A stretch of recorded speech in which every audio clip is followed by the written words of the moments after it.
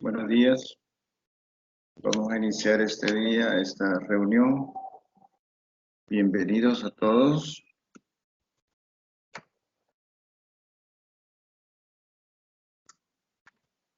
¿Cómo está Sofía?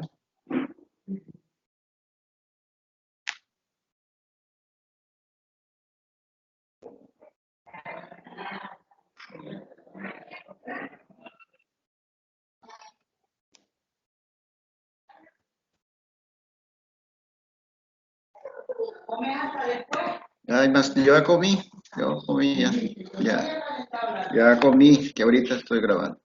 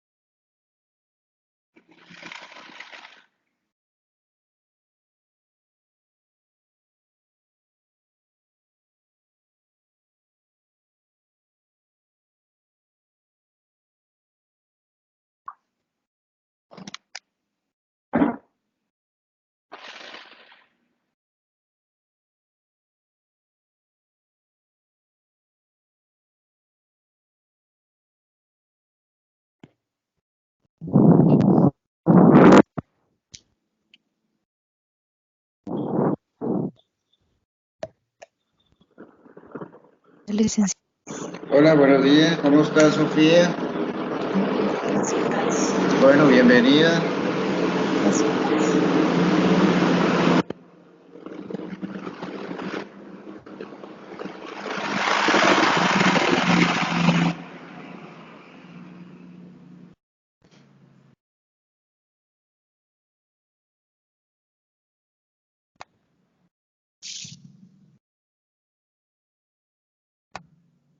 No sé por qué razón no me aparece acá el logo. Ya está conectada con todo en orden con su máquina, Sofía. Es que no me aparece acá. Sí, desde mi máquina estoy conectada. Vaya, pero no sé por qué no me aparece aquí su imagen. Déjeme ver. Permítanme un momento.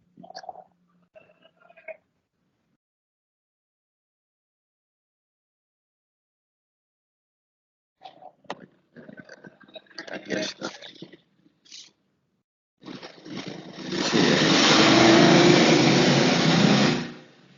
Que tuve problemas con esta maquinita al inicio. El Microsoft Teams no sé por qué a veces da problemas, pero ya ahora estamos ya casi listos acá. Permítanme.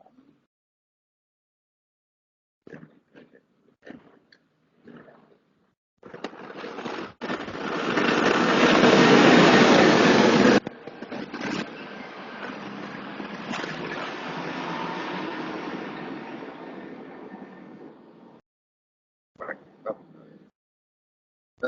Que se pueda ver. Pero se escucha bien, ¿verdad, Sofía?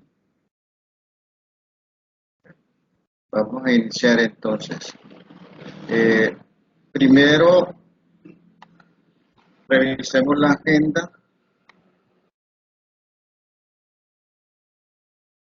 La agenda dice que para este día, primero hay que ver si tuvieron tiempo de leer lo correspondiente a la unidad 4. En el caso suyo, Sofía tuvo tiempo de leer todo, porque era bastante. Sí, principalmente leí la primera parte. Vaya, Sí, está bien. ¿Y qué le pareció? ¿Está fácil, está difícil, ayuda, no ayuda mucho para la carrera? ¿Qué cree usted? Es bastante útil el material porque mucho material importante, solo de que requiere leer y a entender. Ajá. Yo tengo entendido que ya no van a haber prácticas docentes, es decir, visitas al aula, porque primero que estuvo cerrado todo y luego que como ya el año escolar en educación flexible prácticamente termina, porque se suponía que este era último día de clase y el siguiente sábado era los exámenes, pero como este día no hay clase a nivel nacional, entonces ya el siguiente sábado pues prácticamente llegarían los alumnos a hacer exámenes.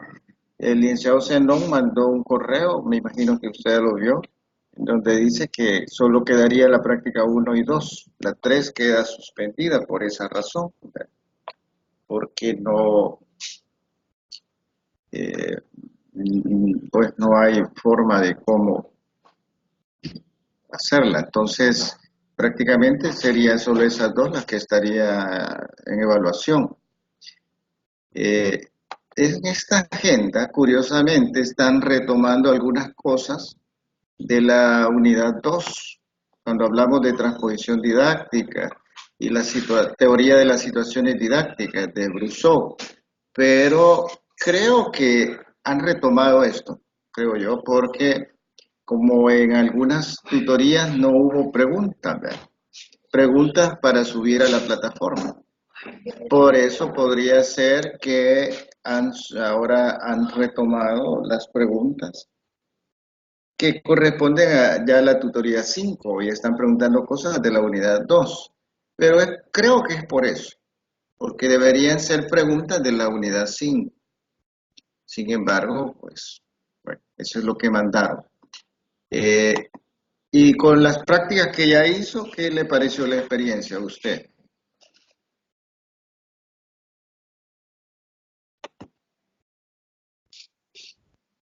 Fueron bastante interesantes porque nos permitió como darnos cuenta la manera en que se trabajan ellos de esta modalidad flexible. Y eso nos sirve como experiencia para nosotros ir sabiendo cómo se maneja todo esto de los estudiantes a distancia. Pienso de que sí fueron importantes y si se hubiera desarrollado la número 3 hubiera sido Sí, claro. Lo que pasa es que como por la lluvia, la emergencia, las cosas cambiaron, ¿verdad? Recuerde que la ministra suspendió a partir de miércoles. Ahora se retoma todo hasta el lunes. El problema con distancia, que como es un programa acelerado, un sábado que se pierda cambia muchas cosas. Y en este caso que se pierde precisamente el último sábado de clase, tendrían que retomarlo ya con los exámenes finales, ¿verdad? Entonces eso es diferente. Pero creo yo que es importante porque pudo observar al menos que en educación flexible, primero que todos son adultos, eso cambia las cosas, y luego que el programa es acelerado, porque se trata de que se supone que el alumno leyó en la semana algo y llega el sábado a aclarar algunas dudas y a comprender mejor algunos conceptos. Y todo va rápido, ¿verdad? No le dan muchas vueltas. Está bien que hayan visitado esos grados porque eh, es una experiencia diferente, entonces hay que tomarlo en cuenta. Bueno, entonces, si no hay más comentarios, según la y, agenda, dígame. y respecto a los tareados de esta materia, como nos pide que recolectemos información, en este caso esa información debería de ser con los de la modalidad flexible o con cualquier grado, porque estaba viendo que para ir a los institutos el fin de semana ya no será posible. Entonces, en ese caso, no sé cómo sería la mecánica para poder recolectar esa información. Está hablando de la práctica, la visita que hicieron a los centros escolares, ¿ven? de la tarea 2 de didáctica que nos pide que recolectemos información y que luego hagamos un comentario. Así parecido como lo que hicimos con la entrevista, de hacer un análisis de la información recolectada. Ajá, déjeme ver qué dice exactamente la agenda. En teoría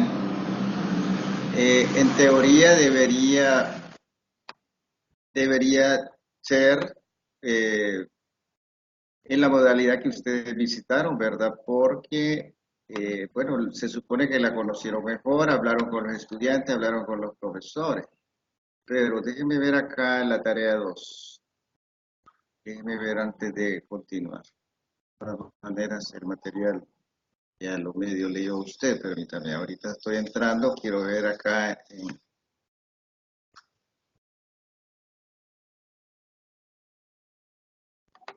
permítame. Vamos a ver la tarea 2 de didáctica. Ahorita le digo, Sofía. ¿Y su familia no sufrió problemas con la lluvia? No, gracias a Dios, en la zona donde nosotros residimos no hay tanto peligro y Oh, sí estuvo fuerte la lluvia, pero no así como en la zona urbana. ajá. Qué bueno, ¿verdad? Porque en Sonsonate, bueno, más que todo en la zona costera sí han habido daños. Vaya, ahorita solo vemos eso, Sofía, porque yo opino de que usted tiene que hablar de lo que vio. Ya, puede hablar de generalidades del centro educativo, pero básicamente de lo que vio, ¿verdad? Porque le da más credibilidad. Pero ya vamos a ver, ahorita solo déjeme revisar los criterios que han puesto en didáctica específica de la matemática. Vamos a ver acá, permítame un momento. Tareas y evaluaciones, la tarea 2.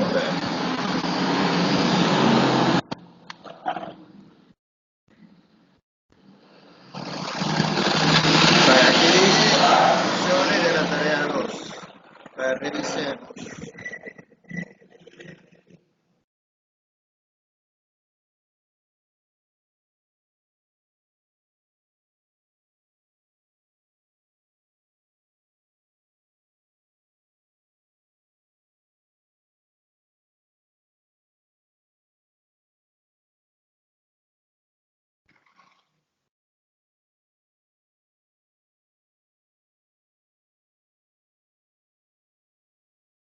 Para tarea 2 dice propósito, la actividad llamada tarea 2 tiene dos objetivos. El primero, que investigue y posteriormente realice un contraste en torno a los conceptos desarrollados en la asignatura contextualizados a la realidad de la clase de matemáticas. Dice recolecte la información, planificaciones, copia de clases, del cuaderno de un alumno, páginas, etcétera. Contrastar la información recolectada con lo que indican lecturas de la asignatura. Elabore un análisis reflexivo detallado de la información que logró recopilar. Bye. Recuerde redactar 3 párrafos de al menos 4 líneas en las que plantee recomendaciones.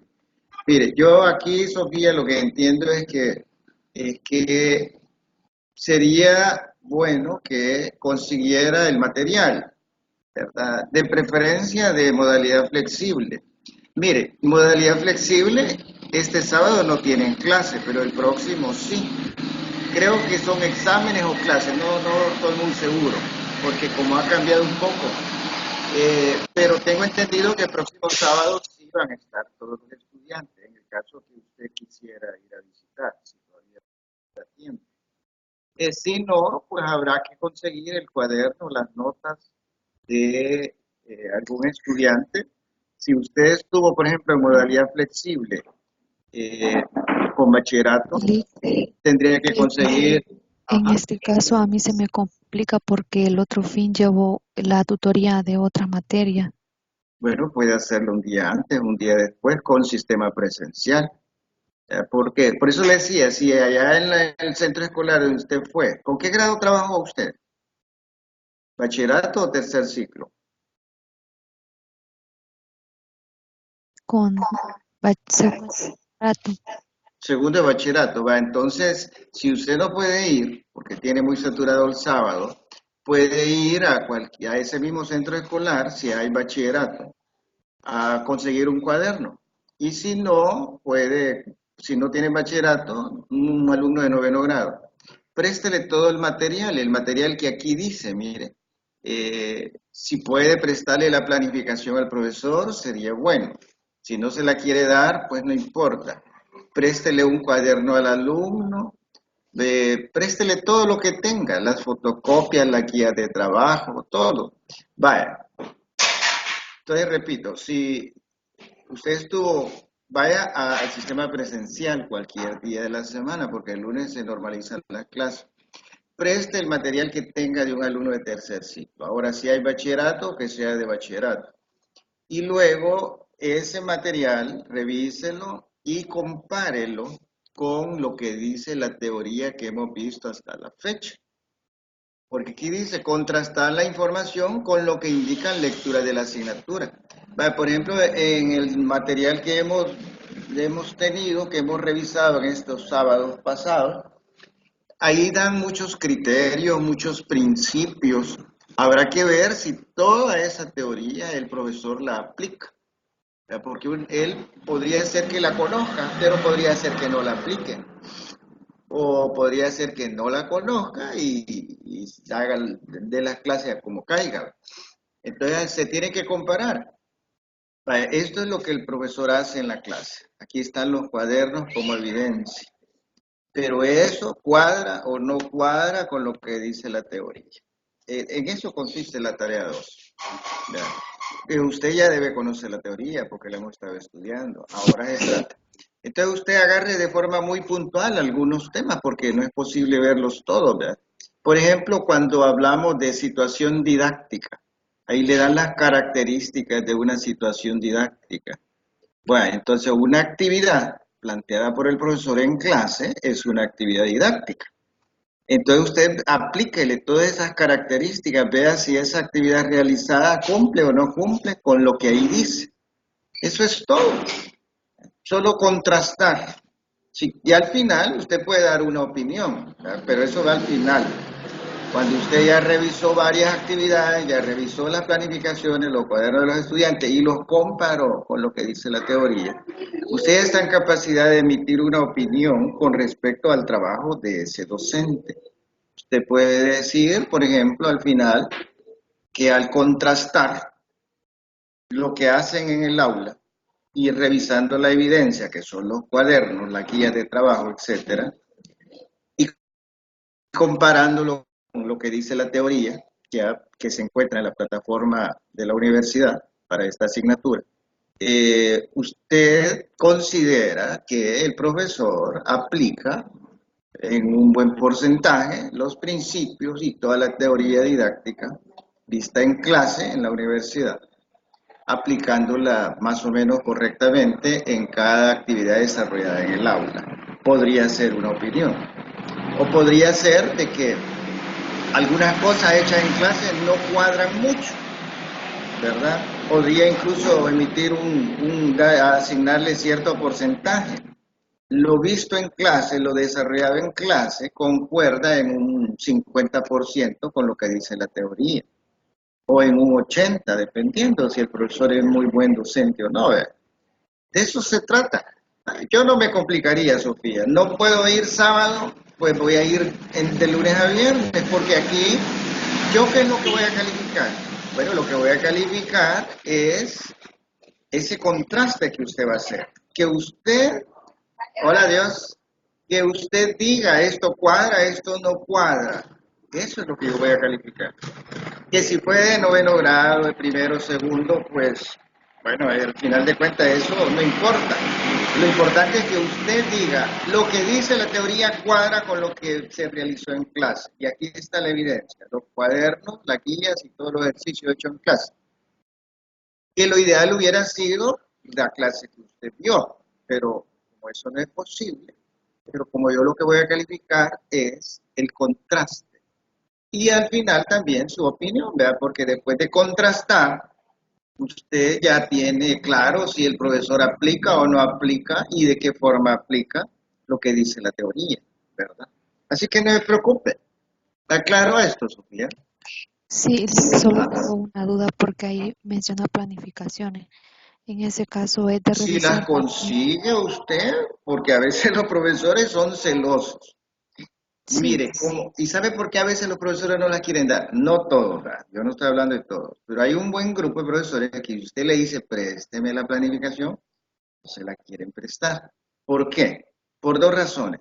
O no la tienen, nunca han hecho, o ya la perdieron, o la planificación está tan bonita y la clase está tan fea, porque no se basan en la planificación para dar la clase. Entonces dice el profesor, si yo le presto mi planificación, va a descubrir que yo aquí no estoy cumpliendo nada de lo que dice el papel y por eso no la prestan.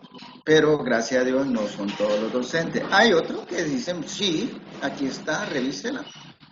¿Verdad? Porque ellos han hecho lo que han podido, basado en la planificación. Entonces ellos no pierden nada con prestarla. Si usted la consigue, gracias a Dios. Y si no la consigue, mire, ahí tiene los cuadernos de los estudiantes. Un estudiante, usted le dice, mira, préstame tu cuaderno, te voy a regalar aquí un juguito. Ahí va feliz y se lo presta. Y usted puede revisarlo o fotocopiar las partes más importantes.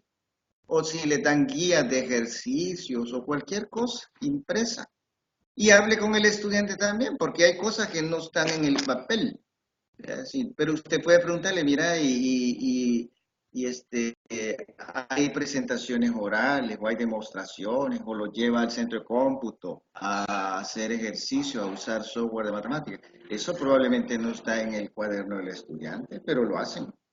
Por eso también es conveniente entrevistar y usted a la hora de contrastar puede agregarlo, agregar ahí, además de cuaderno, guías de trabajo y todo eso, escriba ahí entrevista.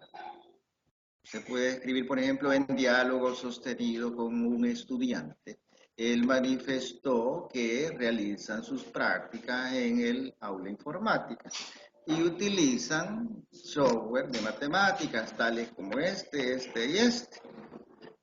Usted está comentando. Y luego usted dice, bueno, en las tutorías nos han dicho que es bueno usar la tecnología siempre y cuando el uso de esa tecnología esté bien diseñado y contribuya al logro de los objetivos. Eso es lo que dice la teoría, que lo han dicho en la videoconferencia.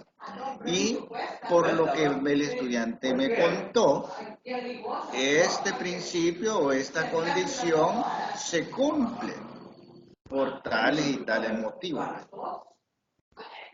Entonces, de eso se trata, ¿verdad? Entonces, usted pídale la planificación al docente, dígale, mire, ¿me puede prestar la planificación? La necesito para un trabajo en la universidad.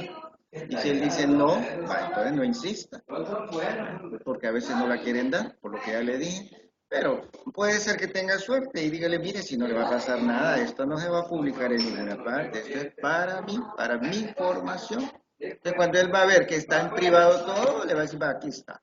Usted la revisa, si tiene suerte y le da tiempo, puede fotocopiarla. Así que así es la cosa, Sofía. Bueno, si ¿Y quiere pasar. cuántos cuadernos habría que revisar de los estudiantes o solo con un estudiante? Mire, como la clase es para todos, ¿verdad? Entonces búsquese, si el estudiante a usted le parece que no es tan haragán, como un estudiante basta. Pero si usted de mala suerte agarra al estudiante más haragán de todos, pues sería mejor que consiguiera dos cuadernos, ¿verdad? Porque hay algunos estudiantes haraganes que no copian nada en clase y a ellos les vale todo. Entonces, imagine que usted de mala suerte, como no los conoce, agarra al más haragán, ese cuadernito va a estar casi en blanco, no le va a ayudar mucho a usted. Entonces usted al ver que tiene muy pocas páginas llenas, diga, no, este es haragán, y preste otro cuaderno a otro estudiante, ¿verdad? Pero si el estudiante es regular o muy bueno, con un estudiante es suficiente, porque se supone que todos ven lo mismo, ¿verdad? Y después de revisar todos los documentos que tenga, entonces hable con él unos 5 o 10 minutos. Vea, usted ya lleve las preguntas hechas. Por ejemplo, mira, ¿y aquí usan tecnología o no usan? Por gusto tienen las computadoras. Y mira, y cuando ustedes, la mayoría sale mal, ¿qué hace el profesor? les repite el examen, les pone tareas de algo o qué, o le da igual. Así unas 3, 4 preguntas rapidito, en 5 minutos usted ya tiene la información, ¿verdad? Si quiere usted, pregúntele al profesor. Profesor, ¿a quién de sus estudiantes me propone usted para pedirle copia de alguna cosa o hacerle un par de preguntas? El profesor va a entender que no le puede dar el nombre del Maharagán. Entonces usted ya llega a donde él, lo saludito y le dice, mira, quería que me apoyaras en una actividad, que fíjate, que no sé qué. Vale, vamos. Vale, entonces, Sofía, si ya no hay más preguntas, pasamos al desarrollo del tema correspondiente a este día, que es un tema, me parece a mí, interesante. Sí, pasemos. Solo cierro aquí la plataforma. Bueno, entonces vamos con el desarrollo del tema. Permítanme, quiero ver acá. Vale, perdón. Permítanme que aquí estamos ya, solo quiero copiar esto.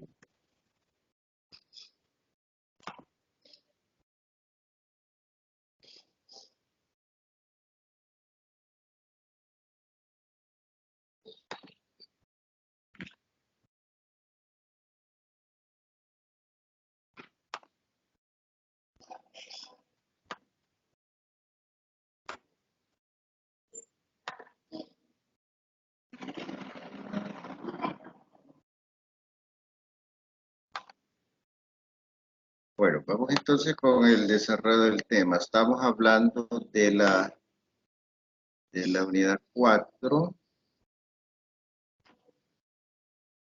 Criterios para seleccionar adecuadamente el uso de una técnica y la implementación de un método determinado en una situación de aprendizaje específico de la matemática. Hay tantas técnicas, hay tantos métodos, ¿y cuál voy a elegir? Ahí es donde hacen falta los criterios, y son varios criterios, ya los vamos a ver. Un criterio es en qué me voy a basar para elegir esta técnica, en qué me baso para elegir este método, ¿verdad? O sea, es fundamental el criterio es importante. Entonces, por eso esta videoconferencia siento yo que es importante revisarla con cuidado. Vale, ese es el tema. Objetivo general, establecer la relación entre las estrategias metodológicas de enseñanza utilizadas por los profesores de matemáticas en la enseñanza-aprendizaje de esta disciplina, con el fin de determinar las más pertinentes y aplicarse en el desarrollo de las diferentes temáticas del programa de estudios de matemática del Ministerio de Educación a un futuro docente en práctica. Vale. Dice que el objetivo es establecer la relación entre las estrategias metodológicas utilizadas por los profesores con el fin de determinar las más pertinentes. O sea, el objetivo general aquí es que usted conozca todos y ver cuáles son las más pertinentes. La palabra pertinencia no es cualquier palabra. Pertinente quiere decir de utilidad práctica ya, aquí y ahora. Es decir, no es algo que lo voy a estudiar porque no tengo que hacer, sino porque me va a servir y me va a servir aquí y ahora. Tiene aplicación a la realidad que vivo.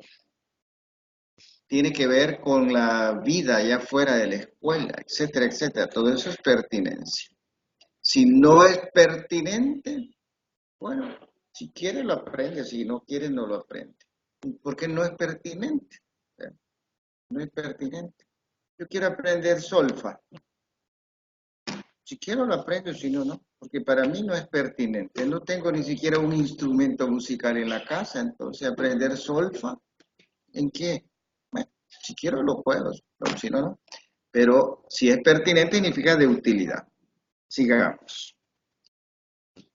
Vamos con la introducción. La enseñanza y el aprendizaje parecen ser lo mismo, pero no es posible, no es lo mismo. O sea, la gente a veces confunde, ¿verdad? Enseñanza igual aprendizaje. No, no es cierto eso. La diferencia, dice acá, estriba en la perspectiva. La perspectiva, es decir, hacia dónde estamos mirando, hacia dónde nos estamos enfocando. Esa es la perspectiva.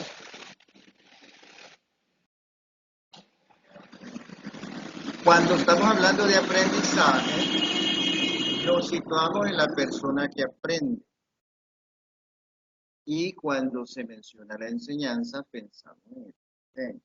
Es decir, la perspectiva, hacia dónde estamos viendo, y estamos hablando de aprendizaje, nos vamos a centrar en el estudiante. Eso no excluye al profesor, porque van relacionados, van amarrados. Pero nos centramos en el estudiante sin olvidar al profesor. En cambio, cuando estamos hablando de enseñanza, nos enfocamos en la labor del docente sin olvidar al estudiante, porque un docente no es docente y no tiene alumno. Pero en ese momento nos enfocamos en el docente. Entonces hay que tener claro eso. Una cosa es enseñanza y otra cosa es aprendizaje. Que van asociados, que van de la mano, sí.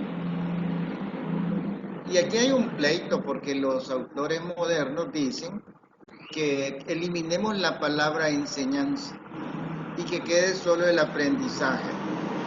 Y se oye algo raro, ¿verdad? Porque decimos,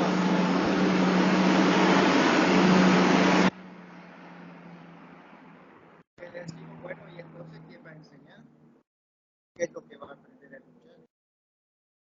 Y entonces allí hay dos situaciones. Primero, por muy brillante que sea, por muy buenas estrategias que aplique la clase, si el estudiante no quiere aprender, el aprendizaje es personal. Por eso ahora se habla más de aprendizaje que de enseñanza. Eso es lo primero. Y segundo, que con las nuevas tecnologías, con Internet, el profesor ya no es indispensable. Por lo menos para que el estudiante aprenda, no es indispensable. Quizás todavía es indispensable para calificar, por ejemplo, las tareas y para otro tipo de cosas que son más administrativas. Pero para enseñar en sí ya no es estrictamente indispensable si lo vemos por internet. Eso es manera de introducción. Sigamos. El aprendizaje se entenderá como un proceso continuo que se da a lo largo de la vida, que guarda estrecha relación con la manera como un individuo se apropia de la cultura y el conocimiento de una sociedad.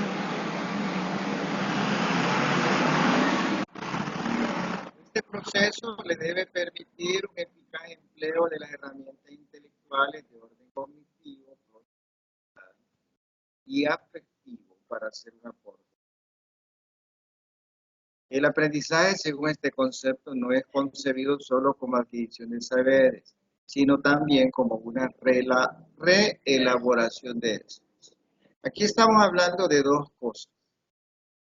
Primero, que el aprendizaje consiste en que le permite, si ya aprendió, si hubo realmente aprendizaje, significa que ya está en capacidad de hacer un empleo eficaz.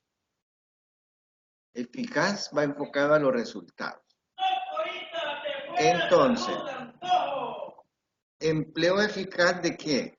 De las herramientas intelectuales que son de tres tipos: cognitivo, procedimental y afectivo. Entonces no son herramientas solo cognitivas, sino de tres tipos.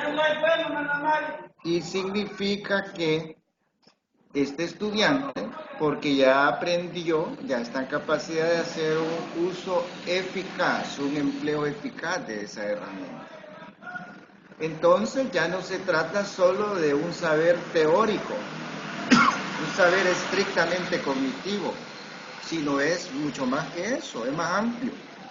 Por eso ahora se habla de reelaboración. Si hubo aprendizaje, quiere decir que modificó lo que ya sabía e incorporó lo nuevo. Eso es lo que dice el constructivismo, que el estudiante construye su propio conocimiento. ¿Hay alguna pregunta, algún comentario o ya nos enchivolamos, Sofía? ¿Qué dice usted? Antes de continuar con este señor. ¿Estamos bien? Bueno, en ese caso vamos a continuar.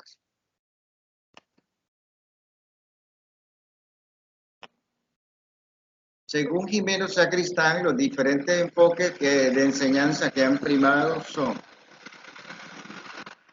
primero, la transmisión de la cultura, que es el enfoque tradicional. Está centrado en los contenidos y es más que todo memorístico. El segundo enfoque es el entrenamiento de habilidades. A diferencia del anterior, se pone énfasis en el desarrollo de habilidades y capacidades en desmedro del contenido. Entonces aquí se van al otro extremo. En el primer caso, solo es presentar los contenidos, memorizarlos, comprender algunos contenidos, eso es todo. Más teórico, puros saberes, enfocado más a la parte cognitiva. En cambio, el otro se va al extremo, ¿va? Las habilidades y capacidades. Ya no importa tanto los contenidos, sino que desarrolle la habilidad. Y el tercero, el fomento del desarrollo natural. Plantea una visión de desarrollo no intervencionista. La influencia externa distorsiona y envilece el desarrollo natural y espontáneo del individuo. Este fomento del desarrollo natural me parece que va más en la línea de Celestin Freinet, que él decía que el estudiante no había que tenerlo en el aula, había que llevarlo ahí, a lo natural, al ambiente natural, y a partir de lo que ahí se tiene, comenzar a desarrollar los temas, pero ya dentro de la realidad. Eso se oye bonito, ¿verdad? Pero ya a la hora de las horas no se puede aplicar en cualquier parte, ¿verdad? Más ahora, en El Salvador, por ejemplo, con las maras y todo eso. Número 4, producción de cambios conceptuales. Quiere decir que el estudiante, después de escuchar, después de hacer algunas cosas, ha modificado su conocimiento y produce nuevos conceptos. Esto según Jimeno Sacristán. Ahora vamos con la parte de enseñanza. ¿Está claro esto, Sofía? No sé si hay algún comentario de su parte. ¿Hay algún comentario?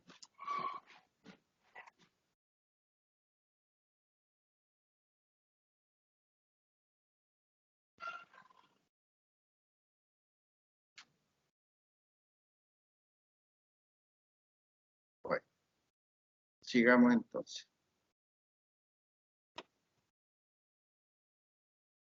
Veamos ahora la parte de enseñanza.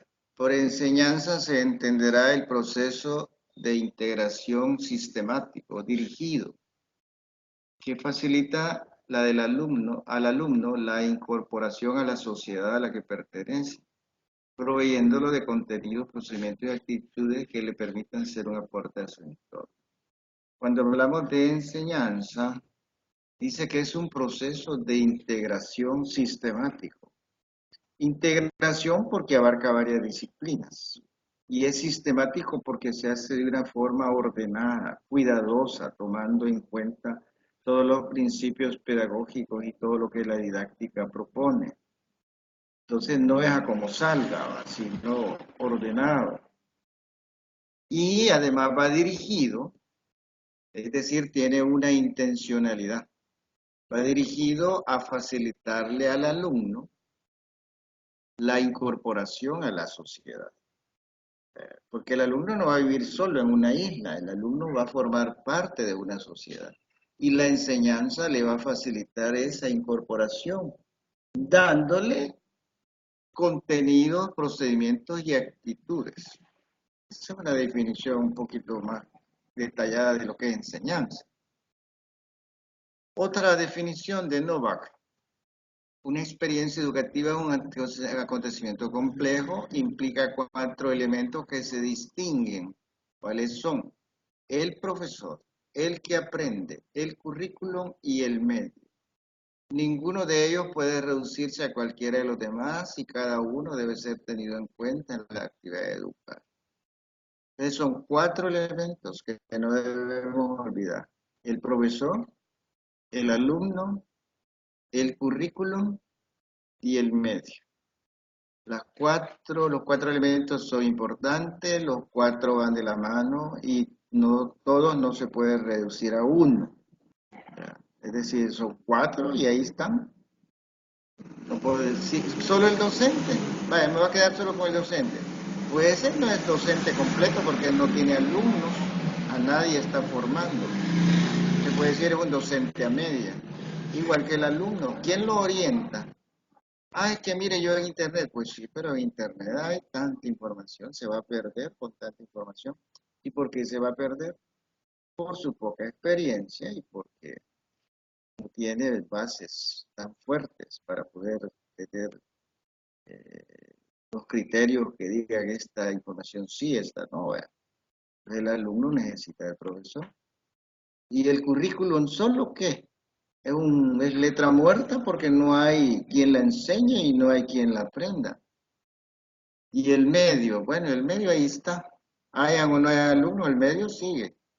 Entonces, si juntamos los 4, ahí ya cambia. Ahí hablamos de enseñanza. ¿Cómo aprende el ser humano?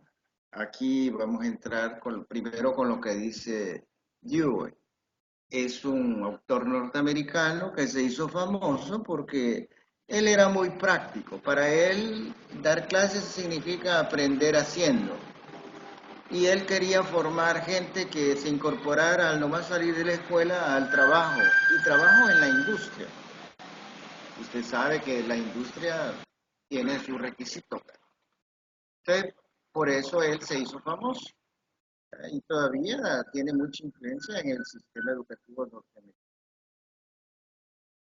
Pensaba que el aprendizaje se lograba a través de las actividades más que por medio de los contenidos, oponiendo también a los medios autoritarios. A esta corriente, fundada por John Dewey, se le llama pragmatismo. Bueno, este muchacho, ¿para qué lo voy a preparar? Para que trabaje en esa industria que está ahí enfrente. Entonces no lo voy a tener horas sentado desarrollándole contenidos, tanta teoría. Lo voy a poner a hacer, que aprenda haciendo. Si después de hacer tantas cosas logra comprender algunos contenidos, excelente, pero lo importante es que ya puede hacer, porque al llegar a la fábrica va a hacer, no a exponer. Así de fácil, pero bien radical. Piaget, que es un psicólogo, ¿verdad?, que desarrolló mucho la teoría acerca del desarrollo cognitivo del ser humano, que hasta habla de fases, de etapas y todo eso. Que es importante porque no habló por gusto el señor, ¿verdad?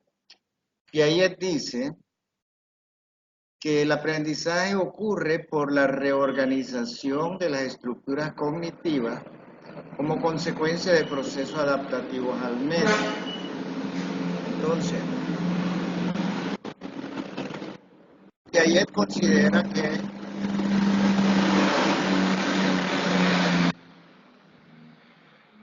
pensamiento y la inteligencia como procesos cognitivos tienen su base en un sustrato orgánico biológico que va desarrollándose en forma paralela con una maduración.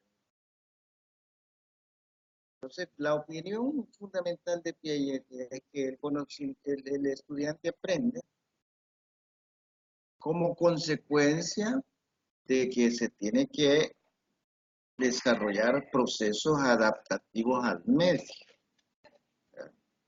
Volvemos a lo mismo, ¿verdad?, porque estamos preparando al estudiante para incorporarse, pero para que esa incorporación a la sociedad se dé, tiene que desarrollar procesos adaptativos. Como ya sabemos, en la base de este proceso se encuentran dos funciones, la asimilación y la acomodación.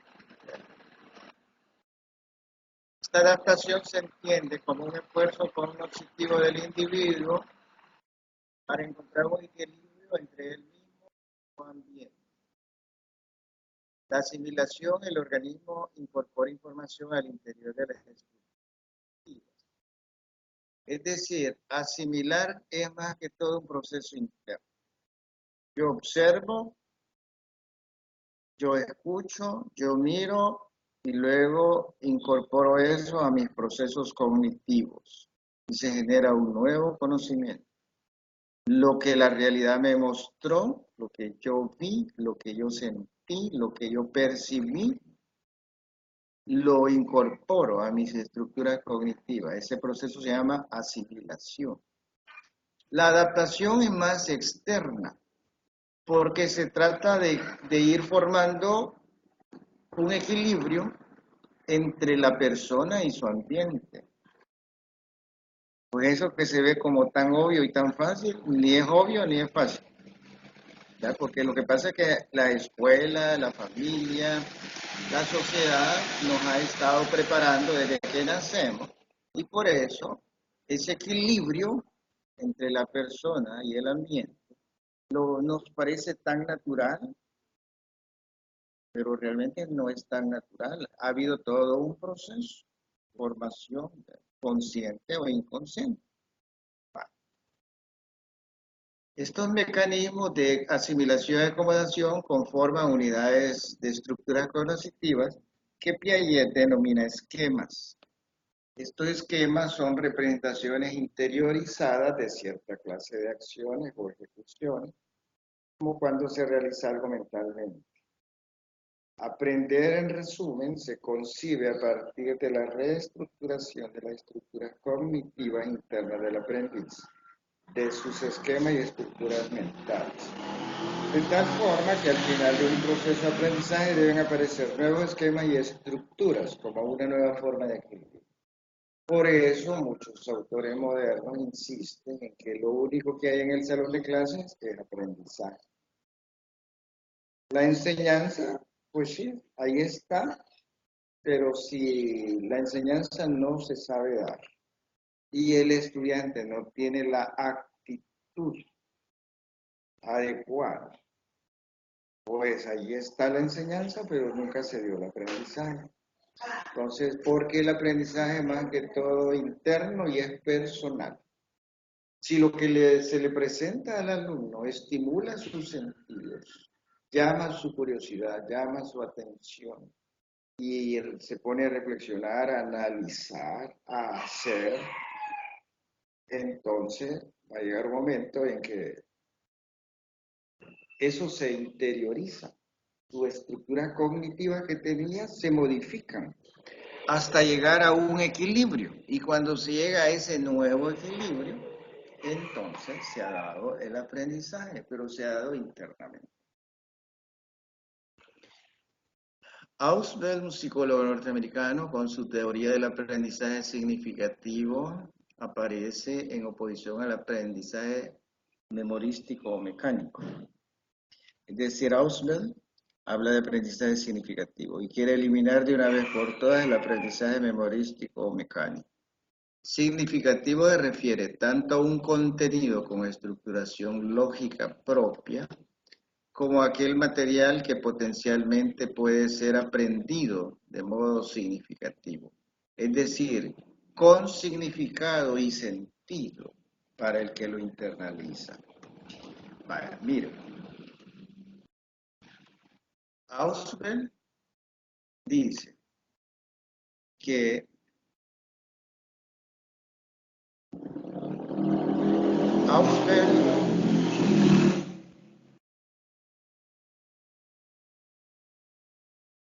Ausubel dice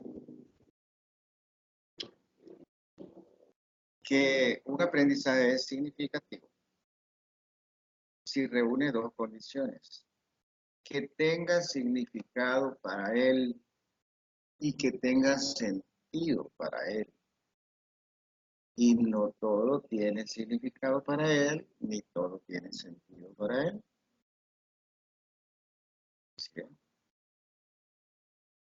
Un extraterrestre viene a El Salvador, le ofrecemos pupusa. Eso no tiene significado para él.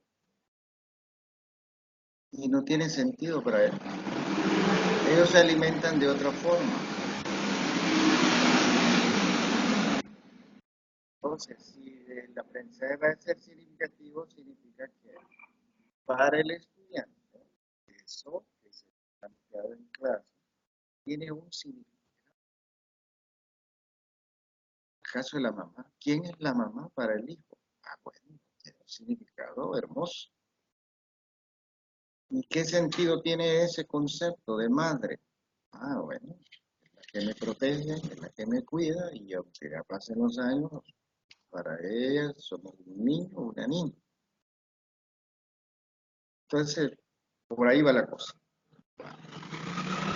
Bueno, espero que ya se haya podido reconectar, Sofía, para que continuemos con este tema. Eh, Pasamos ahora, que esto es largo, vamos a continuar.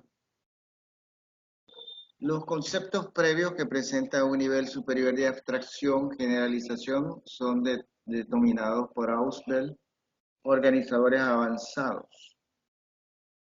Y su principal función es la de establecer un puente entre lo que el alumno ya conoce y lo que necesita conocer.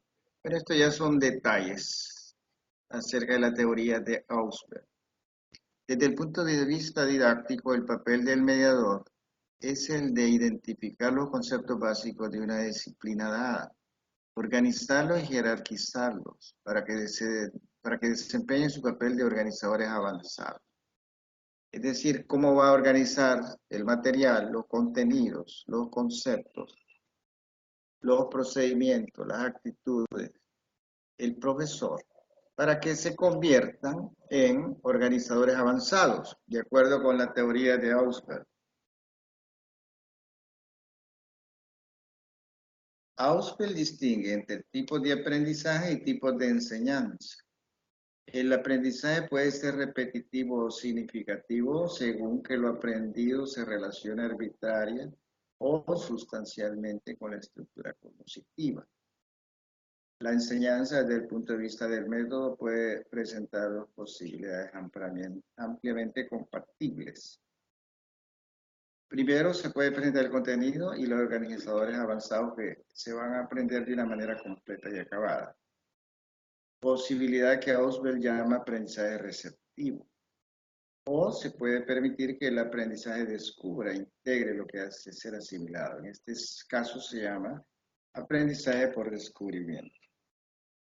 Entonces, dependiendo, va a ser aprendizaje receptivo o aprendizaje por descubrimiento.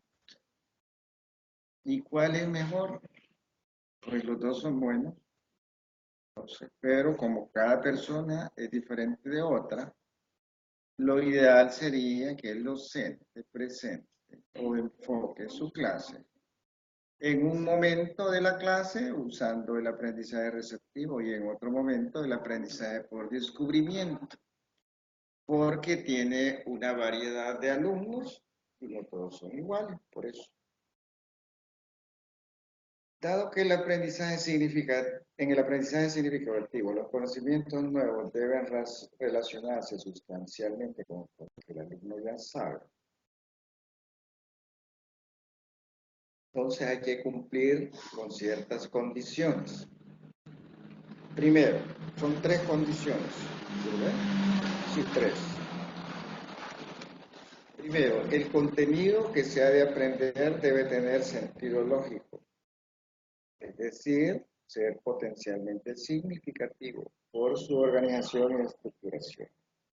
Es decir, el contenido que voy a desarrollar debe tener algún significado para el estudiante. Cuando dice potencialmente significativo, quiere decir que ese primer encuentro entre el contenido y el estudiante le da la sensación al estudiante que esto puede ser importante para mi vida, puede ser de utilidad, significa algo para mí.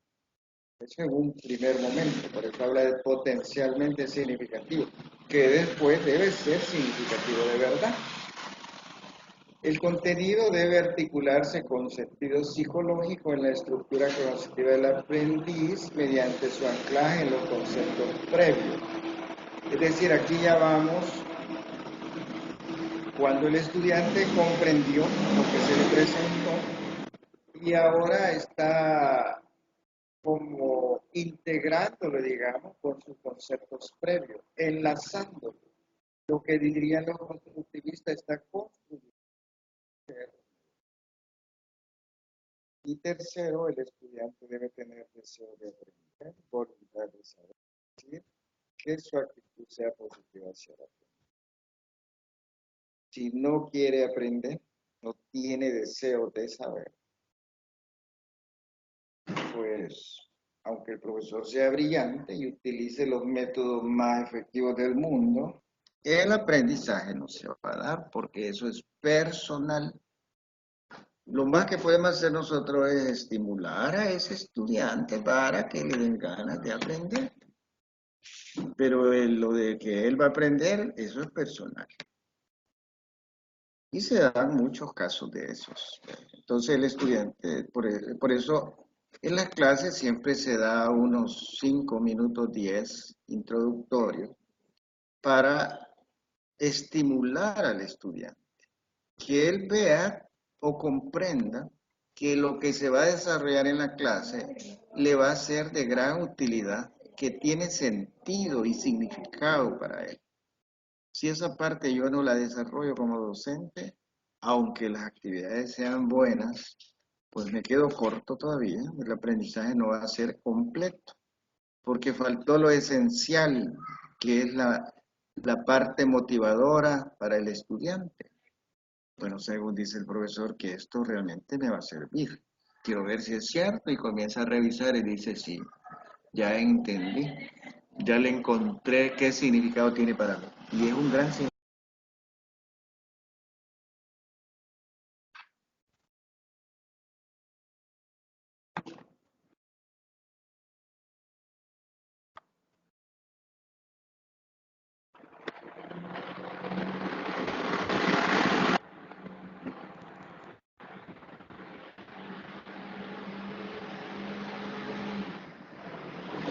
Bueno, vamos a continuar.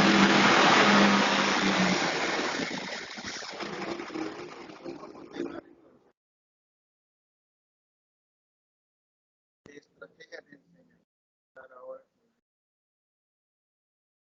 En la actualidad, más que nunca es necesario que nuestros alumnos sean capaces de desarrollar habilidades que les permitan.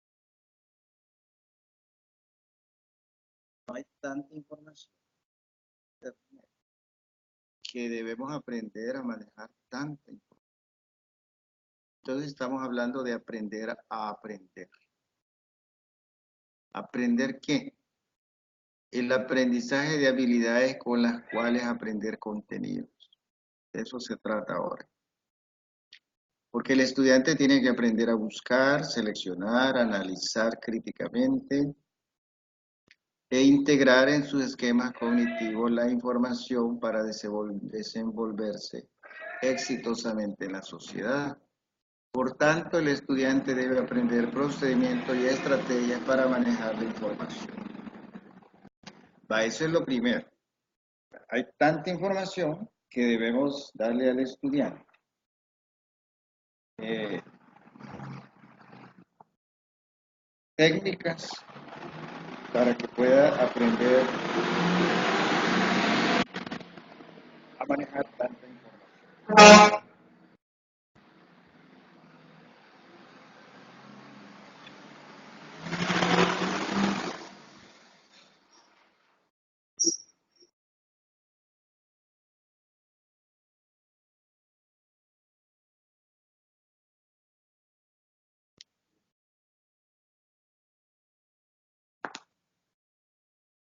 Siga.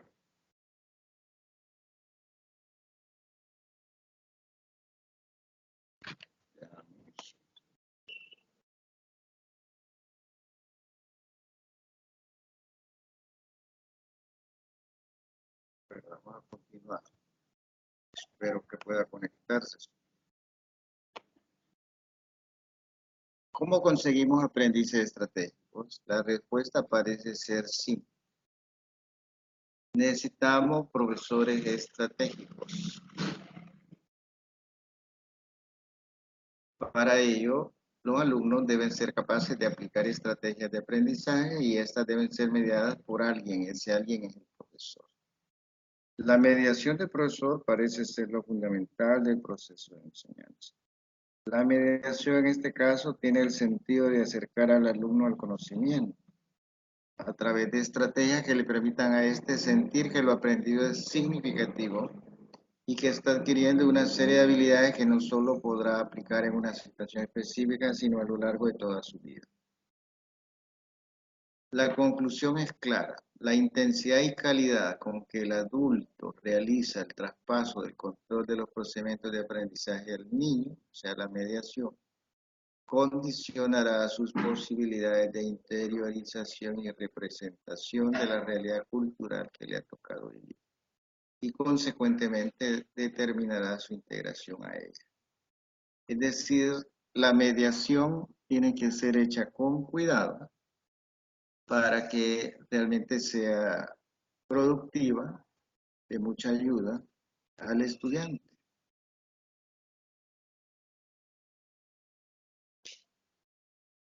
¿Hay alguna pregunta, algún comentario? Veamos.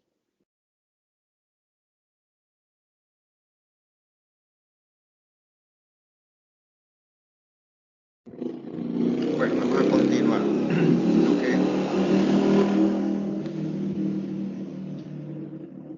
Vamos a hacer una pausa para ver las preguntas que corresponden a esa tutoría. Veamos acá. Voy a ampliar para que podamos ver mejor esto. Son 3 preguntas. La primera pregunta dice, ¿en qué consiste la teoría de la transposición didáctica? Eso está en la unidad 2 y la 1 y la 2. La transposición didáctica se refiere a que si yo aprendí conceptos muy avanzados de matemáticas y me toca que ir a dar temas más o menos similares, pero en otro nivel, entonces yo tengo que adaptarlos al nivel en el cual lo voy a ir a dar, considerando la edad de los estudiantes, los conocimientos previos de los estudiantes. El tema se va a dar, pero adaptado a ese nivel. Esa adaptación es lo que se llama transposición didáctica. Y si después me toca ir a darlo a un grupo de científicos, también, bueno, tengo que adaptarlo, porque estamos hablando de académicos, de respeto. Que no voy a ir yo a pararme ahí enfrente a decir cualquier tontería. Luego la pregunta número 2, ¿en qué consisten las situaciones didácticas y en qué consisten las situaciones didácticas? Se parecen, pero no son lo mismo. Porque la situación didáctica conlleva una intencionalidad. O sea, no se ha puesto al azar, sino que ya lleva una intención, que es que el estudiante aprenda. Y la situación didáctica normalmente se da sin la participación directa del profesor. O sea, aprendizaje siempre hay, pero en algunos casos o no fue planificada como tal, o él simplemente ocurrió a espaldas del profesor, etcétera, etcétera. Entonces, las condiciones cambian. En el primer caso, bueno, hay presencia formal del docente y el docente es quien ha diseñado todo con la intención. En cambio, en la situación didáctica, no necesariamente tiene que estar presente el docente. Las condiciones son muy diferentes, sin embargo, se da un aprendizaje. Por eso se llama situación adidáctica, porque no fue preparada precisamente con esa intención, pero se dio. Entonces, es adidáctica, simplemente porque no hubo una intención desde el principio, pero el aprendizaje se dio, más o menos. Después retomamos esto otra vez. Continuamos entonces con la otra parte. Espero que ya se haya incorporado Sofía.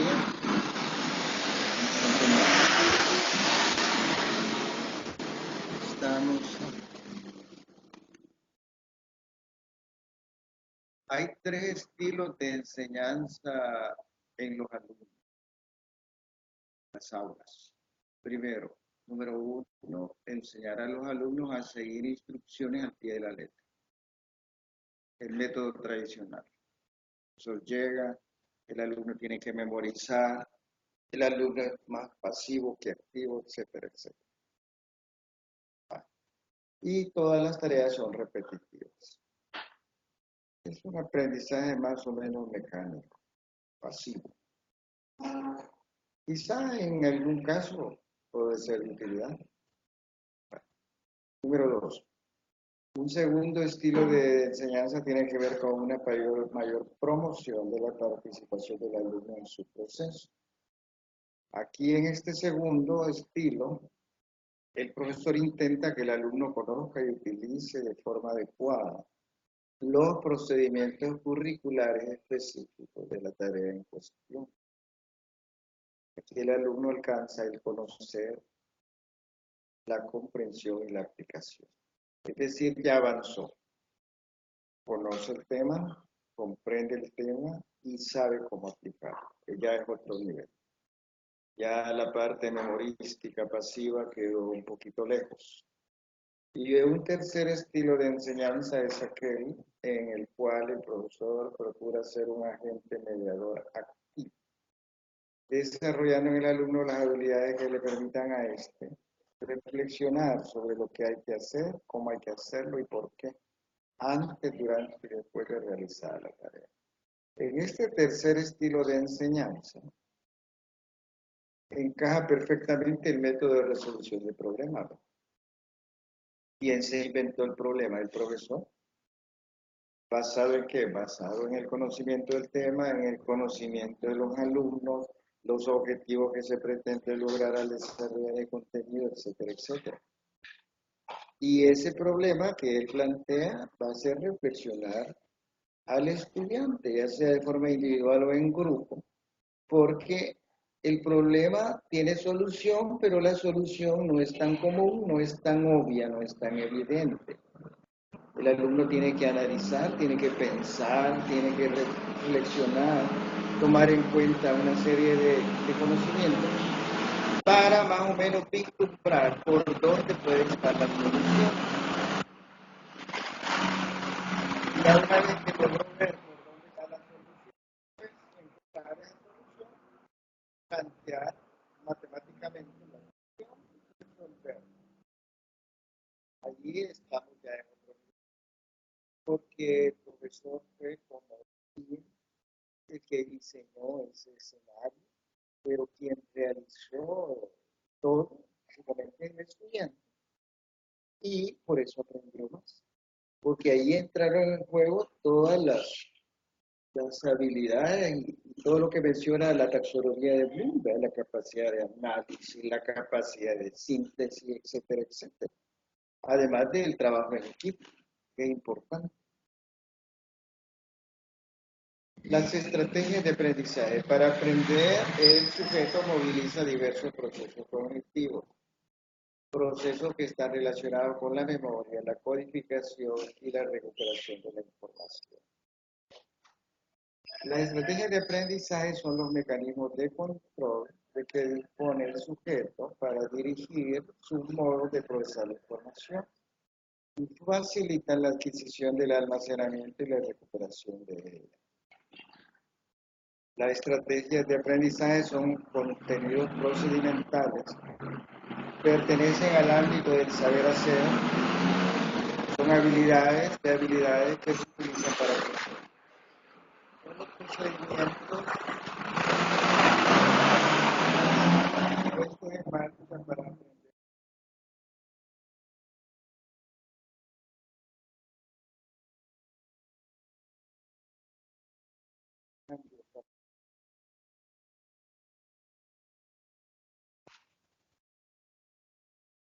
Bueno, aquí viene ya una clasificación según Monereo Castelló. Veamos si ya se puede incorporar. No, ¿verdad?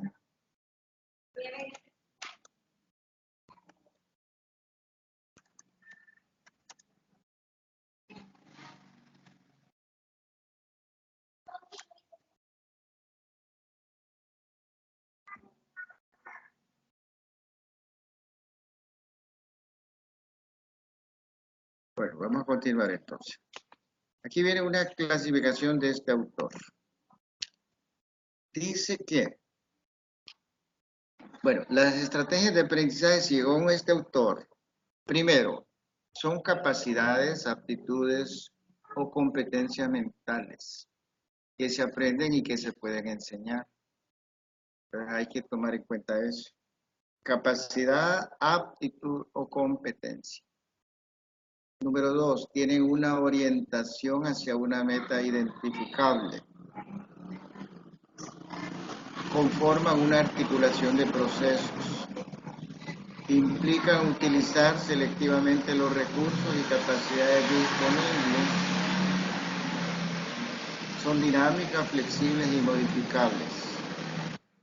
Puesta en marcha sería en principio no automática, sino controlada, lo que implicaría el proceso de metacognición. Conocimiento de los procesos cognitivos, planificación, control y evaluación de los tendencias actuales en la enseñanza de la matemática. Una de las tendencias más difundidas hoy consiste en el hincapié en la transmisión de los procesos de pensamiento propios de la matemática, más bien que en la mera transferencia de contenidos. Es decir,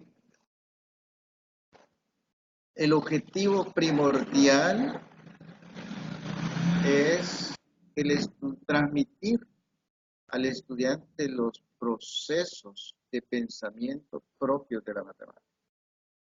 Todos los procesos que incluyen el razonamiento lógico, la comunicación en lenguaje matemático, etc. Ya no es solo la transferencia de contenidos. Vale, mira, hoy vamos a ver qué es una ecuación y cómo se resuelve. Ese es un contenido. Pero más que el contenido, lo que interesa es la transmisión de los procesos de pensamiento propios de la matemática.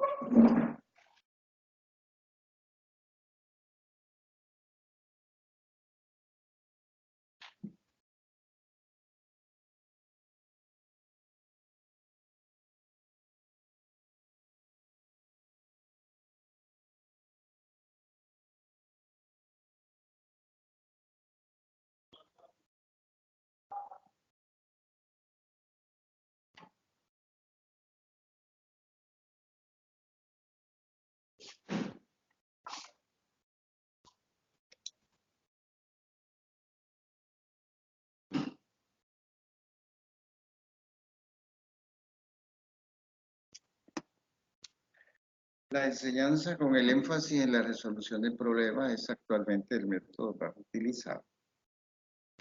Lo que en el fondo se persigue es transmitir una manera de enfrentar los problemas reales de la vida, haciendo uso de la sistematicidad y el rigor que pueden entregar las matemáticas. Para resolver un problema de matemática se necesita sistematicidad. No es a como caiga, como dicen los muchachos. Es un proceso sistemático, ordenado, metódico. Y además con rigor. ¿Es o no es? ¿Aplicó bien o no aplicó bien el axioma, el teorema? Eso se llama rigor matemático. Y esas dos características son las que son de utilidad a la hora de enfrentar cualquier problema de la vida real. Por eso se necesita trabajar con el método de resolución de problemas para que el estudiante poco a poco vaya desarrollando estas habilidades, estas competencias. Dominios cognitivos señalados como prioritarios para la Asociación Internacional para la Evaluación del Rendimiento Educativo. Bueno, veamos cuáles son estos dominios. Primero, conocimiento de hechos y procedimientos. Se deben manejar contenidos matemáticos, es decir, el alumno debe aprender matemáticas, sin el acceso a una base de conocimientos que posibilite recordar fácilmente el lenguaje y los hechos básicos, etc. Los alumnos deben manejarse adecuadamente en el empleo de procedimientos que permitan resolver los problemas básicos de la cotidianidad. Es decir, primero debe conocer los contenidos matemáticos, segundo debe de manejar adecuadamente los procedimientos que permitan resolver los problemas básicos de la cotidianidad. Y tercero, utilización de conceptos. Eso supone que el estudiante ya comprendió los conceptos. Ahora no solo ya los comprendió, que es un nivel abstracto, sino que va a saber utilizarlos. Los conceptos son esenciales para el desarrollo de la comprensión matemática. Le permiten al estudiante ir tejiendo redes que traerán como consecuencia una visión sistémica y no episódica de las matemáticas.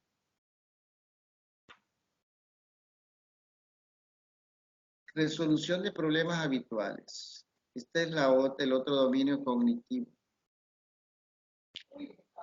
Con el avance de la tecnología y de los métodos de gestión modernos se ha incrementado el número de profesiones que exigen un alto nivel de capacitación en la utilización de las matemáticas o de los modos de pensar matemáticos. La resolución de problemas no pasa solo porque el alumno aprenda a resolver problemas concretos, sino por el desarrollo de la habilidad de resolver problemas específicos que requieren un mayor conocimiento matemático, que permitirán al alumno mejorar su capacidad de abstracción y razonamiento.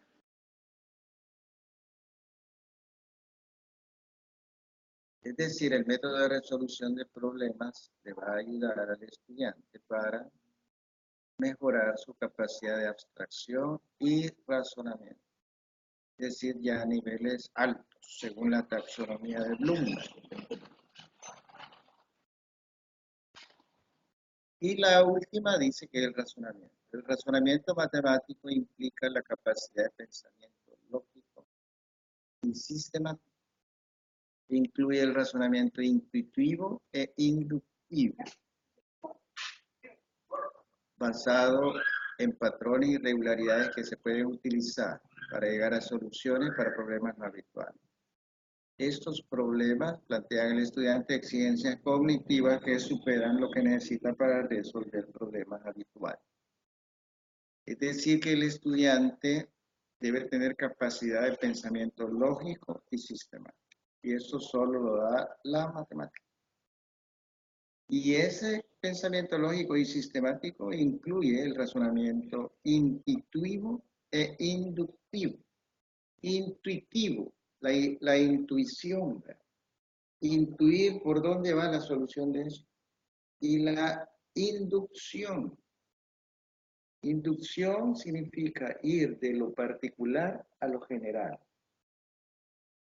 Basado en este hecho, yo puedo relacionarlo con otro y al final sacar como algo que sirve para muchos o para todos los elementos más o menos similares. Es el método inductivo, ir de lo particular a lo general.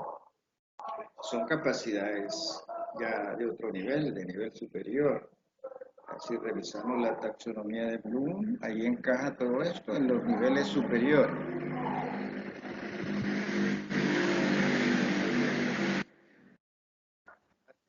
Pasar a esto de este documento de Chile. Veamos. Algo le pasó a Sofía que no pudo incorporarse. De nuevo. Bueno. Continuamos entonces.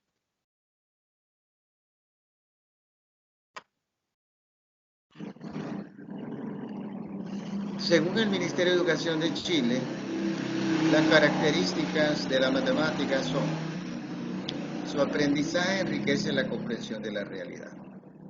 Sí, porque si no podemos cuantificar, nos quedamos cortos. Por ejemplo, decimos, hay pobreza en El Salvador. Eso es algo cualitativo. Pero si me dicen cuánta pobreza hay, y me voy a los indicadores, ¿ve? Tantos hogares sin agua potable, tantos hogares sin electricidad, tantas familias sin casa propia. Ahí estamos hablando ya de números. Eso viene a enriquecer la comprensión que tengo de la realidad. Porque eso ya no es cuento. Lo cualitativo me dice, hay pobreza en El Salvador. Es cierto, pero ¿cuánta?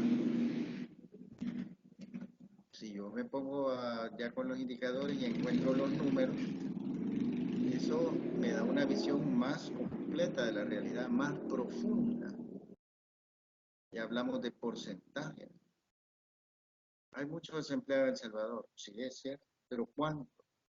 Si decimos, mire, el 30% de la población económicamente activa, eso ya es cuantificado y eso le da una comprensión más completa de la realidad. Segundo, facilita la elección de estrategias. Tercero, desarrolla el pensamiento crítico y autónomo. Señala además que la matemática contribuye al desarrollo de capacidades como análisis, reflexión, síntesis, deducción, inducción y abstracción.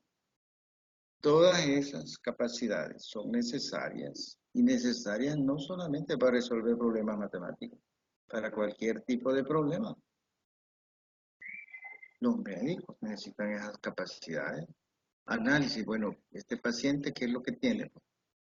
Reflexión, ¿cuál de los tratamientos es más fácil y cuál es el con menores efectos secundarios? Síntesis, deducción, todo eso es importante.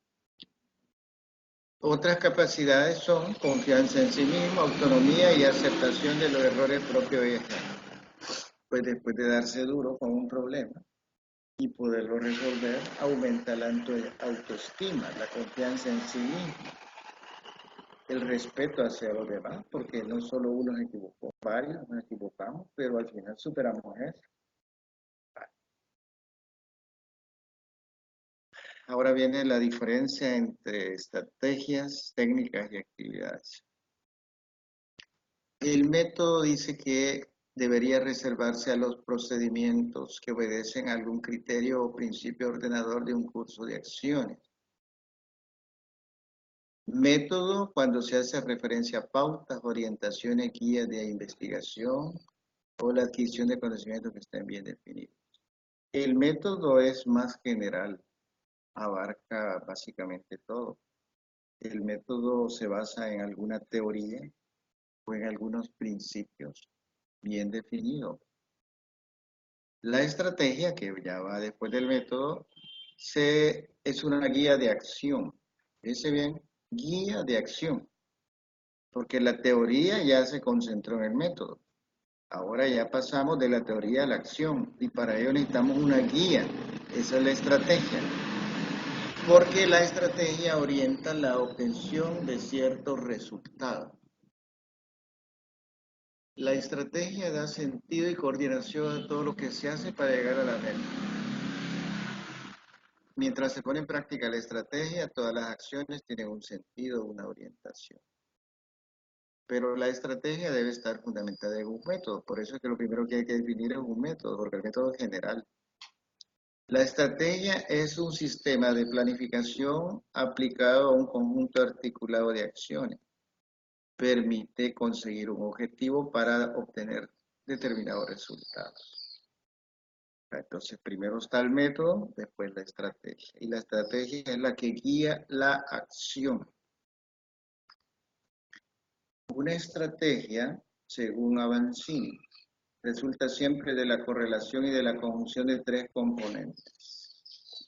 ¿Cuáles son?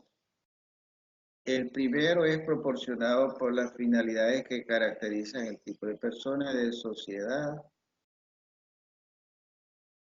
y cultura que una institución educativa se esfuerza por cumplir.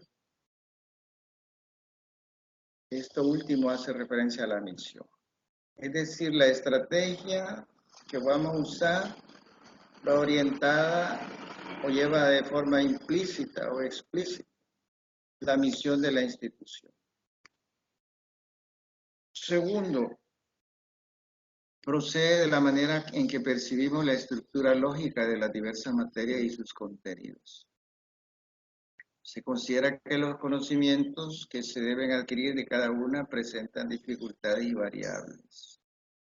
Los cursos, contenidos y conocimientos que conforman el proceso educativo tienen influencia en la definición de la estrategia. Y tercero, es la concepción que se tiene del alumno y de su actitud con respecto al trabajo escolar. ¿Cómo concibo yo al estudiante? Y cómo concibo o cómo es la actitud del estudiante con respecto al trabajo escolar. ¿Viene él con deseo de aprender o no trae nada de deseo de aprender? ¿Está aquí a la pura fuerza? ¿O está aquí porque su casa es un infierno y siente que aquí es más tranquilo? Habrá que ver, ¿verdad? Porque todo eso influye en la estrategia.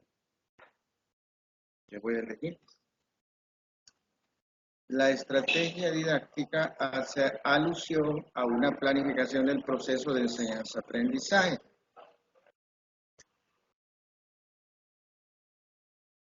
Lo anterior lleva implícito una gama de decisiones que el profesor debe tomar de manera consciente y reflexiva con relación a las técnicas y actividades que puede utilizar.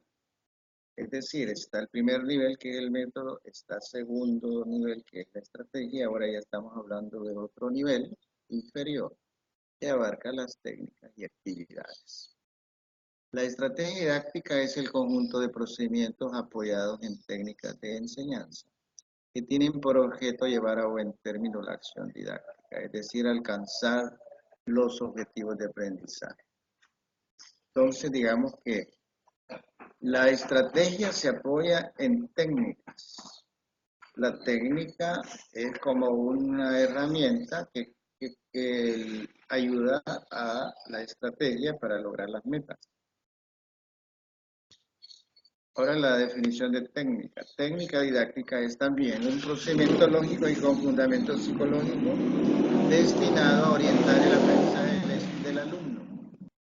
Lo puntual de la técnica es que ésta incide en un sector específico o en una fase del curso o tema que se imparte, como la presentación al inicio del curso, el análisis de contenidos. La técnica didáctica es un recurso particular del que se vale el docente para llevar a efecto los propósitos planeados desde la estrategia. La técnica sirve para cosas muy puntuales, ¿verdad? Y es buena, pero la técnica va ligada a la estrategia. La estrategia, en su aplicación, la estrategia puede hacer uso de una serie de técnicas para conseguir los objetivos que persigue. La técnica se limita más bien a la orientación del aprendizaje en áreas delimitadas del curso, mientras que la estrategia abarca aspectos más generales. Es decir, ahí está la diferencia, ¿verdad? La estrategia es un poco más amplia, abarca más aspectos. La técnica va a algo muy puntual, a algo muy específico. Si lo comparamos con el dinero, podríamos decir que la estrategia tiene que ver con los productos que va a comprar la persona que va al súper. Y una técnica podría ser, por ejemplo, bueno, ¿cómo es más fácil pagar esto? ¿Con tarjeta o con dinero? Algo así. Es decir, más específica. Si no voy a pagar, no veo yo por qué andar pensando en dinero o en tarjeta de crédito. Eso va a ser algo muy puntual cuando esté ya en la caja pagando los productos. Mientras tanto, no. Vale.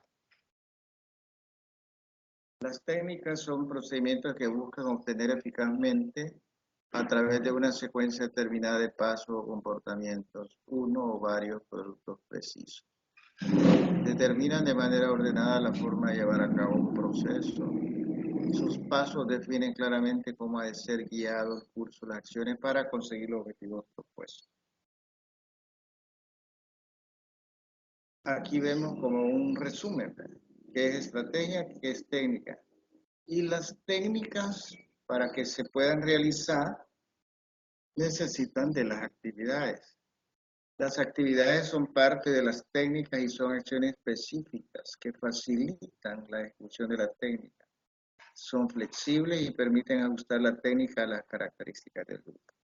Ya en concreto, llegamos a las actividades. Es decir, está el método, segundo, la estrategia, base.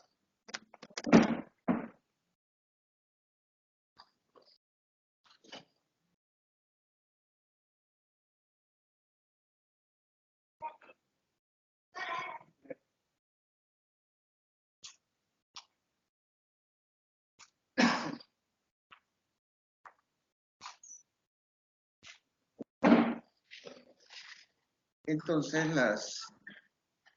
en segundo lugar van las estrategias, en tercero la técnica, y esa técnica para ejecutarse necesita las actividades. Entonces estamos hablando de 4 niveles, uno más amplio que el otro. El máximo es el método y la última, en cuarto lugar, las actividades. Hay una variedad y el profesor tiene que conocer. Para conocer las técnicas, conocer los contenidos que va a desarrollar y conocer a los estudiantes para saber qué método va a usar, cuál técnica, cuál estrategia, cuál actividad. Aquí están ejemplos.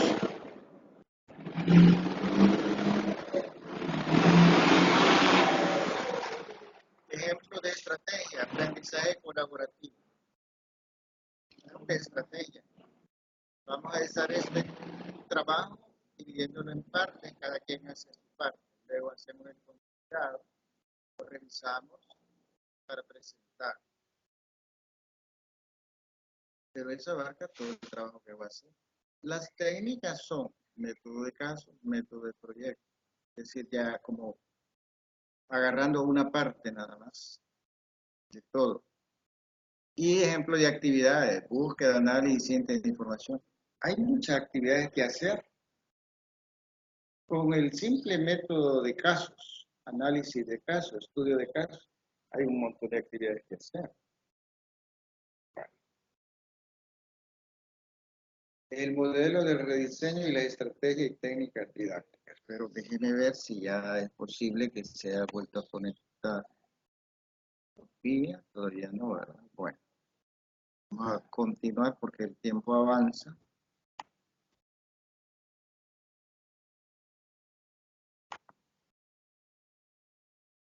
Para ser congruentes con el nuevo modelo educativo hacia donde se orienta el rediseño, se espera que con relación al alumno, la estrategia y técnicas didácticas hagan lo siguiente. Primero, propicien que el alumno se convierta en responsable de su propio aprendizaje.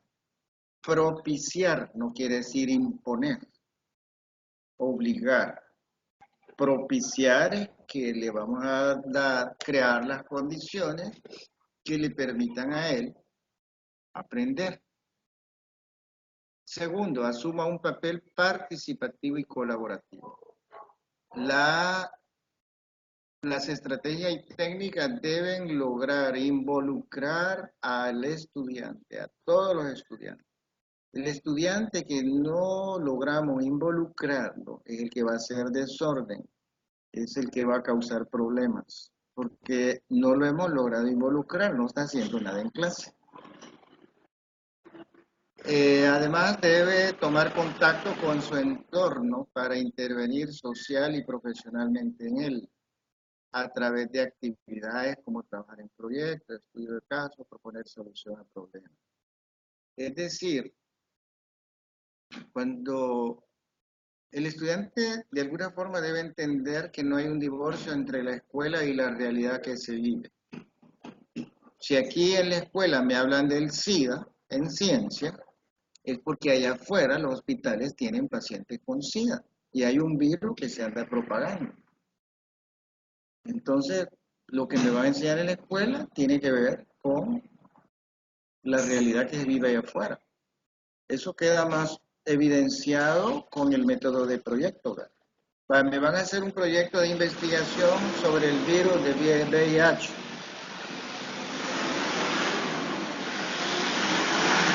Y la maestra de ciencia comienza a plantearle la situación a los estudiantes, les da una guía de trabajo, etcétera, etcétera.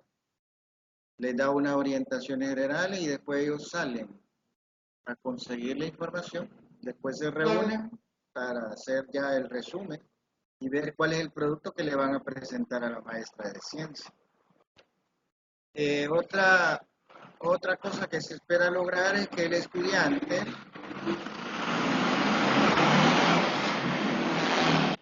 comprometa en un proceso de reflexión sobre lo que hace, cómo lo hace y qué resultados logra. Por último, que desarrolle la autonomía crítica. Todas esas cualidades se van a lograr desarrollar si no logramos que el estudiante involucre las actividades.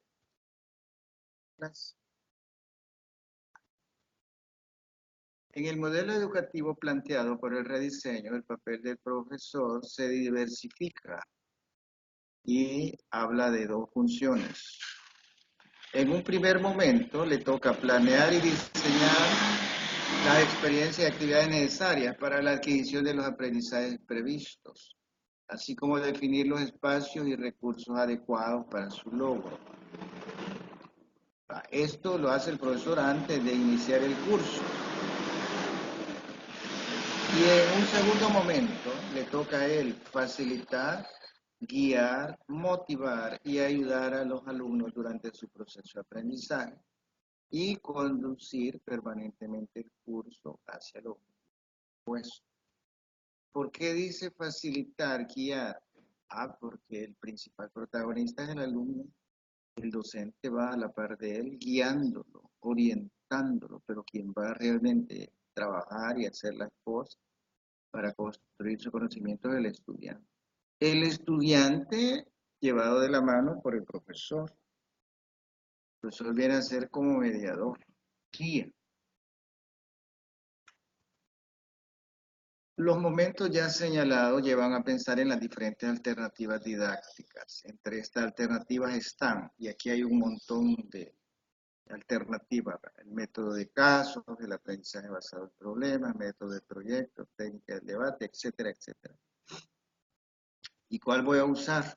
Pues depende del contenido, depende del objetivo a lograr, depende del tipo de estudiantes que yo tengo, de los ritmos de aprendizaje, los estilos de aprendizaje, los recursos con que cuento, etcétera, etcétera, etcétera. El modelo educativo que promueve el proceso de rediseño de la práctica docente plantea dos cambios fundamentales. El primero es el desarrollo intencional y programado de habilidades, actitudes y valores. Para ello es necesario incorporarlos como objeto de aprendizaje del curso y diseñar los procesos para desarrollar y evaluar. Aquí viene un cuadro resumen, ¿verdad? Cambio planteado en el nuevo modelo educativo y lo que debe integrar al curso.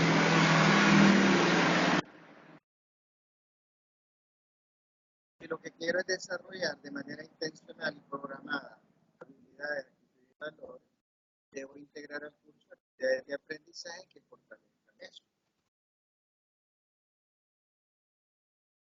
Entonces, en este cuadro resumen podemos ver cuál es el cambio que queremos dar y para ello qué es lo que qué es lo que queremos desarrollar. Y por último, cuáles estrategias y técnicas didácticas voy a emplear.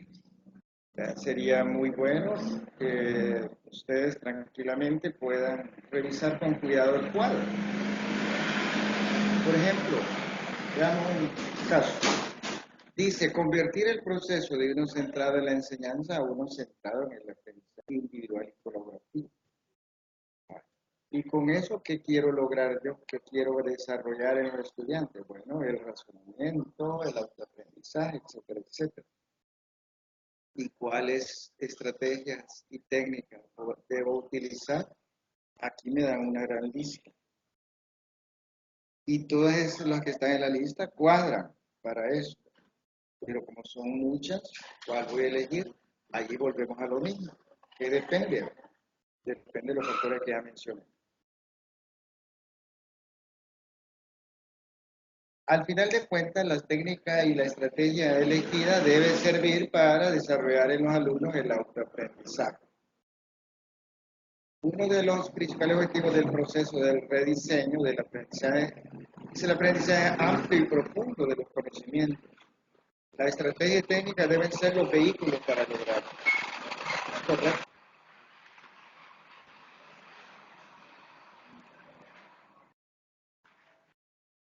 Este nuevo enfoque hace que los docentes se conviertan en un facilitador,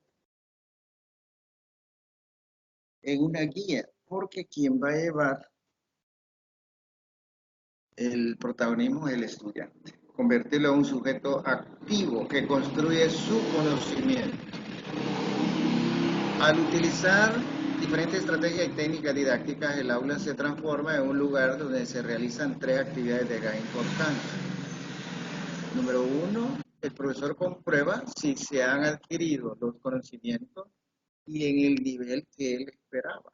Que hay niveles básico, medio, avanzado, por ejemplo. Habrá que ver primero si se adquirieron los conocimientos. Y una vez que ya sabemos que sí se adquirió algo, ¿en qué nivel? Segundo, el profesor amplía la información y eleva el nivel de conceptualización para que los conocimientos se adquieran con mayor profundidad. Bueno, como ya esto básico ya lo comprendieron, ahora vamos a plantear de nuevo las cosas para lograr un conocimiento más profundo. Y tercero, los alumnos mediante su interacción desarrollan habilidades, actitudes y valores muy importantes para la convivencia en sociedad. Vale. Veamos acá, ya casi se nos termina el tiempo, voy a terminar con estos criterios, ¿verdad? Para que podamos avanzar. Vale. Veamos estos criterios. Esto.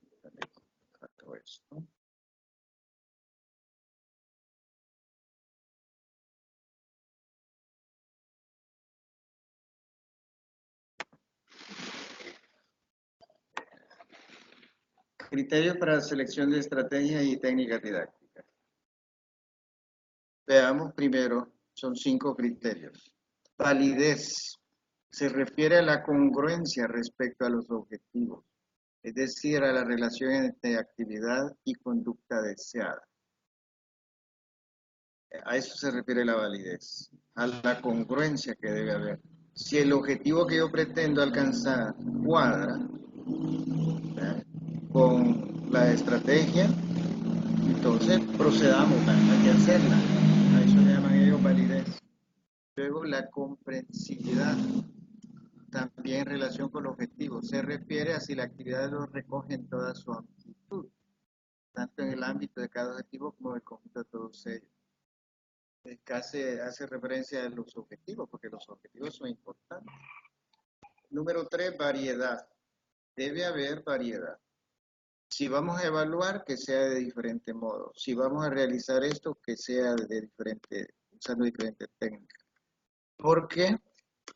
Porque no todos aprendemos de la misma manera. Cada quien tiene su estilo de aprendizaje, su ritmo de aprendizaje. Y además, podría ser que los conocimientos previos no son iguales para todos, porque cada quien ha sido criado en ambientes diferentes, con estímulos diferentes, con problemas diferentes. Por eso es mejor tener variedad. 4, adecuación. Se refiere a la adaptación a las diversas fases del desarrollo y niveles madurativos. Hay que adecuarlos. No es lo mismo ir a desarrollar ese contenido con sexto grado que con tercer año de bachillerato. Estamos ya hablando de jóvenes ya más maduros, con su capacidad de abstracción bastante desarrollada. Y en lo otro estamos hablando de unos adolescentes que las hormonas no los dejan en paz. Entonces, son inestables. Probablemente ya tienen mucha capacidad desarrollada, pero su proceso no ha terminado. Y número 5, relevancia o significación. Está relacionado con la posibilidad de transferencia de utilidad para la vida actual y futura. Es decir, que le encuentren sentido, que le encuentren significado. De eso se trata, ¿verdad? Entonces, hay que tener cuidado, ¿verdad? Porque no es solo de agarrar la técnica y ya está, sino que se trata de, debe ser. Básicamente esos son los criterios. Y por el tiempo, pues ya no vamos a continuar con lo poco que nos falta, pero sí yo les pediría que revisen con cuidado esta presentación. La videoconferencia está siendo grabada y va a ser publicada en la plataforma. Y ustedes, si hoy no pudieron estar, pues pueden perfectamente verla a través de la plataforma de la universidad. Para terminar, voy a presentar de nuevo las preguntas que debemos contestar. Y cuando ya estén las respuestas, disponen de 4 días para subirlo a la plataforma. La primera dice, ¿en qué consiste la teoría de la transposición didáctica? Ya hablamos de la adecuación, de la adaptación que hay que hacer de los contenidos para ubicarnos en el nivel en que estamos, con el tipo de persona que lo vamos a dar. ¿En qué consisten las situaciones didácticas y las situaciones didácticas? Ya hablamos de la intencionalidad. Una situación didáctica es una serie de actividades que el docente prepara con la finalidad, con la intención de que el estudiante aprenda. Entonces, hay participación directa del docente. Y no es hecho al azar, sino lleva una intención, que a veces es evidente, a veces no tan evidente, pero hay una intención. La situación didáctica es diferente, porque hay un aprendizaje que podría ser con o sin la presencia del profesor. Un aprendizaje, digamos, indirecto, pero aprendizaje siempre. Porque no, todo lo que se dio no fue hecho con la intención que hubiera un aprendizaje, sin embargo el aprendizaje se dio, ¿verdad? Entonces habrá que considerar todo eso. Permítanme, solo quiero poner aquí la... Bueno, como ya el tiempo pues se ha terminado, yo estaría cerrando esta videoconferencia, agradeciéndole a los pocos que se unieron y animarlos a que estudien con cuidado el material, que hagan un espacio, que vean la grabación de la videoconferencia y cualquier cosa, pues yo estoy a su disposición para atender las consultas, ayudar en las dificultades académicas que puedan tener. La mayoría ya tiene mi número de teléfono, mi WhatsApp y el correo institucional, que no hay que hacerlo. Entonces, con esto estaríamos cerrando esta videoconferencia. Buenos días.